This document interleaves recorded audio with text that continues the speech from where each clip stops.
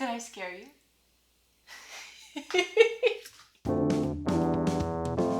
If the International Phonetic Alphabet has symbols and sounds you haven't mastered yet, it's time for IPA and IPAs with Molly. Hi everybody, welcome to IPA and IPAs, the unfussy show about the International Phonetic Alphabet and beer. I'm Molly from Molly Does Dialects, and tonight we are talking about some spooky diacritics. Just kidding. We're talking about creaky voiced and breathy voiced. But first, what am I drinking? This would not be a Halloween themed episode if I didn't drink a Halloween themed beer. So I am drinking tonight a Black-o'-lantern from Wasatch Brewing in Salt Lake City, Utah. It is a pumpkin stout. So I read the can and it says it's a mixture of an imperial stout and a pumpkin ale. And I'm really excited to try this. It sounds unusual. I don't think I've tried anything quite like it before, and I was laughing because the alcohol by volume percentage is 6.66%. How spooky can you get?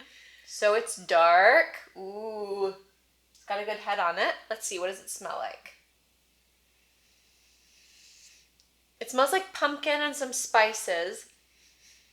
To me, it smells like a lot of pumpkin ale smell, but we'll see if we can taste the imperial stout. I can sure see the imperial stout.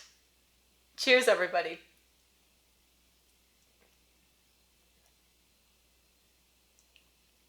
Oh, that's very good.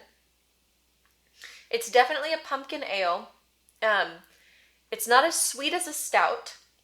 That a lot of stouts have that really like malty sweet aftertaste. The aftertaste on this is like pumpkin. If you don't like pumpkin, you probably won't like this beer.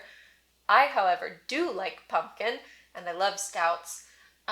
This is fun. This is really different. It's not as heavy as a normal stout. It's got kind of a thinner mouthfeel, so that's really interesting.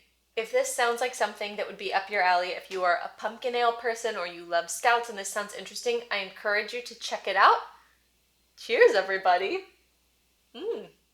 Now, on to the spookiest diacritics in IPA.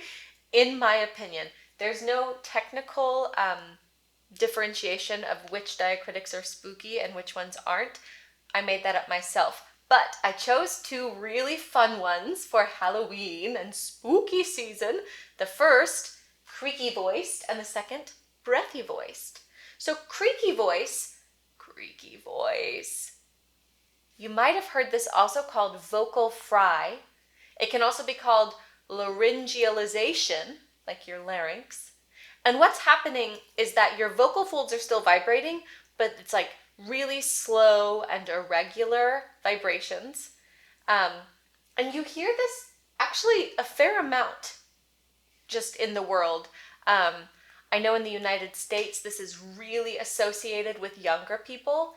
It's that sound that you hear, that kind of back in your throat sound. A lot of times you hear it near the ends of people's sentences. And there's a bunch of fascinating studies about vocal fry if you want to read more about that. But tonight we're not talking about that. Tonight we're talking about spooky sounds to make with your voice. So, if we were going to make a creaky voiced ghost, that ghost would say, obviously that ghost would say boo, right? Boo. But that's not that fun. That's not that spooky. So how you mark creaky voiced is this wiggle underneath. So now it says boo. Like a zombie ghost, boo. Creaky voiced. And the second spooky diacritic we're going to talk about tonight is breathy voiced. And we're also going to talk about this within the context of a ghost. So that ghost, obviously, once again, is saying boo. But perhaps that ghost didn't get a very full breath, or perhaps that ghost is trying to be quiet, and that ghost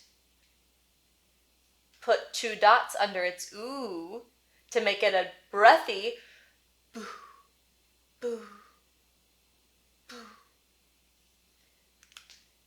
And there you have it.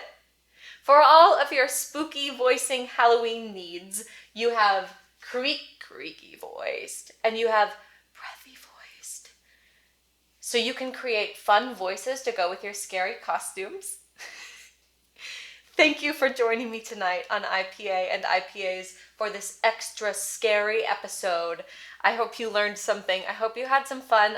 I definitely had fun, probably too much fun. Let me know in the comments below if you have any questions about these diacritics, about phonetics in general. I would love to answer them for you. Let me know what you're drinking, what you want me to drink, and I'll see you next week. Cheers, everybody. Or should I say, cheers, everybody. You can never fail with the fresh pale ale and Molly. So, ooh, I just dumped some on my hand. You can tell I'm gonna like that.